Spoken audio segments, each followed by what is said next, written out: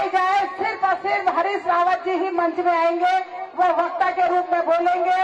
मेरा इंडिया गठबंधन से वो बोलेंगे।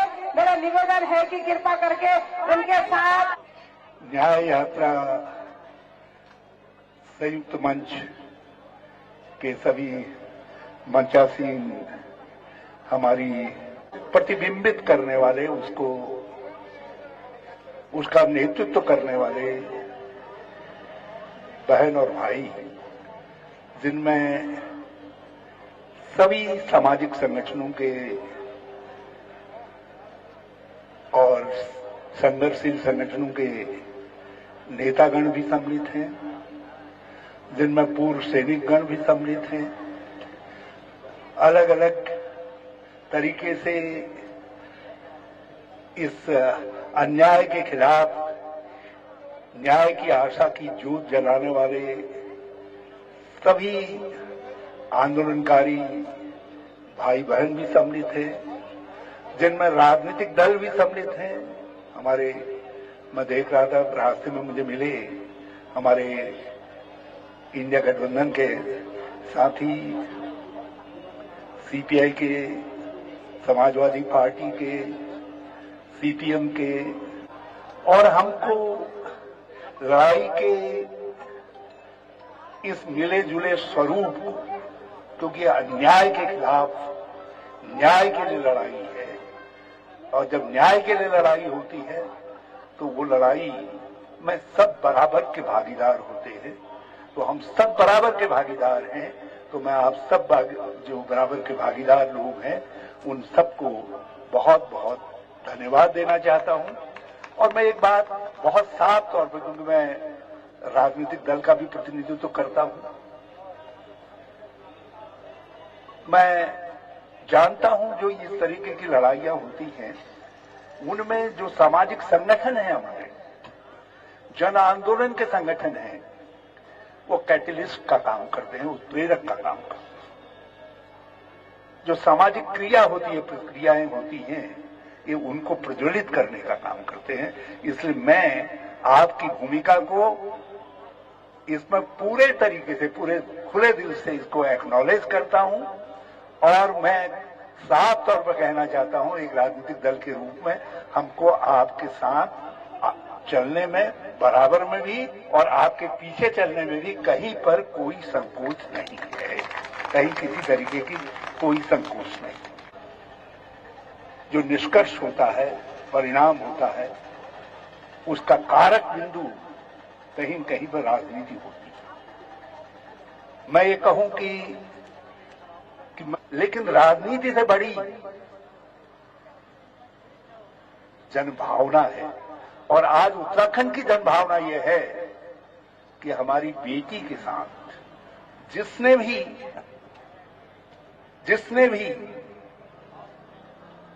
ये साहस किया, चाहे वो कितना ही बड़ा व्यक्ति क्यों ना हो, चाहे उसको बचाने के लिए दुनिया की सारी ताकत क्यों न लग करके खड़ी हो रही हो, उसकी आड़ में उसको बचाने की, उसकी रक्षा करने का काम कर रही हो, वो व्यक्ति सामने लाया जाना चाहिए और उसको देश के संविधान के अनुरूप कानून के हवाले किया जाना चाहिए, उसको दंडित किया जाना चाहिए।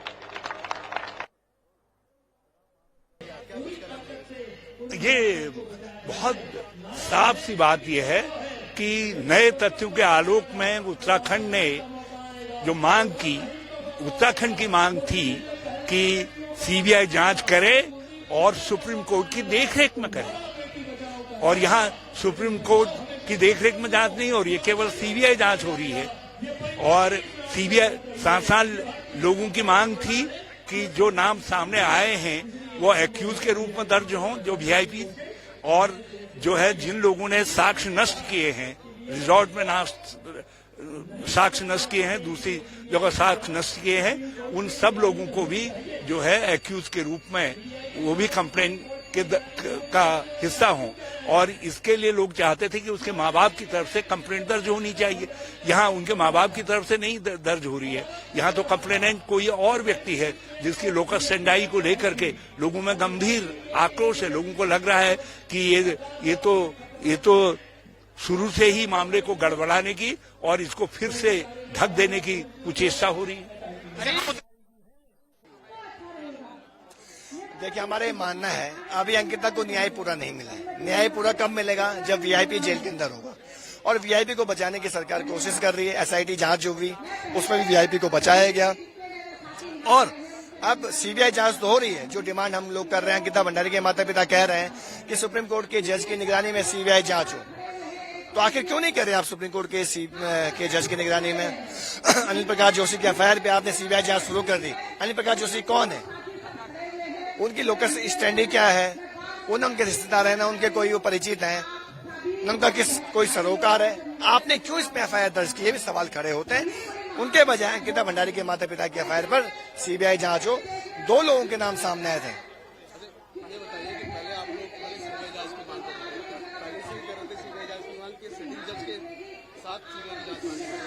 आपने देखा होगा जब से हमने सीबीआई जांच का मुद्दा उठाया तो हमने सुप्रीम कोर्ट के सिटिंग जज की बात करी थी। हमने कहा न्यायिक निगरानी में इसकी जांच हो, लेकिन क्यों नहीं किया आपने? कहीं ना कहीं आप सीबीआई जांच को भी प्रभावित करने की कोशिश करोगे। अगर सुप्रीम कोर्ट के जज इस जांच को मॉनिटर करते हैं, उसकी निगरानी में जांच होती है, तो कहीं ना कहीं हमें उम्मीद है निष्पक्ष जांच होगी। नहीं तो इस जांच का भी वही हश्र होगा जो एसआईटी की जांच का हश्र हुआ। उस एसआईटी की जांच में वीआईपी को बचाने के लिए पूरी तरह से उस जांच को प्रभावित किया गया। आप सीबीआई जांच में ऐसे ही करेंगे आप।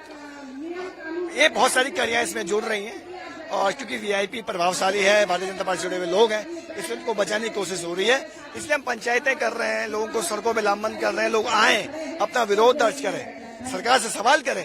इस राज्य में अंकिता के साथ साथ और भी महिलाओं का सवाल है, उनके न्याय की भी हमको बात करनी है। तो ये लड़ाई आगे भी जारी रहेगी, ये संघर्ष जारी रहेगा।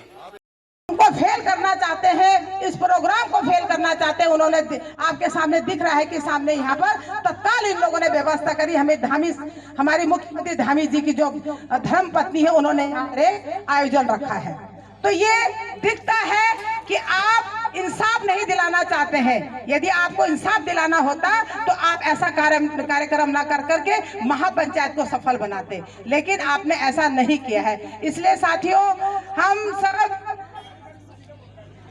उन 2 वीआईपी और जिन्होंने रिजॉर्ट को तोड़ा है, इन तीनों के खिलाफ सख्त से सख्त कार्रवाई करना चाहेंगे। और इसमें भी हम चाहेंगे कि जो अनिल जोशी ने जो रिपोर्ट दर्ज करी है, उस रिपोर्ट को ना माना जाए। रिपोर्ट सिर्फ और सिर्फ उनके माँ बाप के द्वारा जो करी गई है, उसी पे आपको उसमें संज्ञान लेना चाहिए। मैं साथी, हमारे यहाँ पे बहुत से संगठन लोग आए हैं, मैं सब लोगों के नाम नहीं भी ले पाऊंगी। तो उत्तरकाशी में 6000 देवदार के पेड़ काटे जा रहे हैं सड़क चौड़ा करने के लिए। सुना अनिल जोशी को बोलते हुए? नहीं सुना। धराली से लेकर थराली तक आपदा हुई, छेनागाड़ में आपदा हुई। आपने सुना कि अनिल प्रकाश जोशी बोल रहे थे? कहीं नहीं बोल रहे थे। और मैं बताता हूं आपको, हम लोग लड़ रहे थे 2022 में जोशीमठ के सवाल पर, और वहां जोशीमठ की जनता कह रही थी कि एनटीपीसी है जो जोशीमठ की तबाही का कारण है। और अनिल प्रकाश जोशी मुख्यमंत्री के यहाँ से चाय पी करके आए और उन्होंने कहा एनटीपीसी दोषी नहीं है। हमारे साथी अतुल सती जी ने जोशीमठ की तहसील में दौड़ाया अनिल जोशी को कि तुम दलाल हो, सरकार के एजेंट हो, जनता की लड़ाई को कमजोर करना चाहते हो। अगर आप ये वीडियो YouTube पर देख रहे हैं तो हमारे चैनल को सब्सक्राइब कर बेल आइकन दबाएं, और Facebook पर देख रहे हैं तो हमारे पेज को लाइक करें।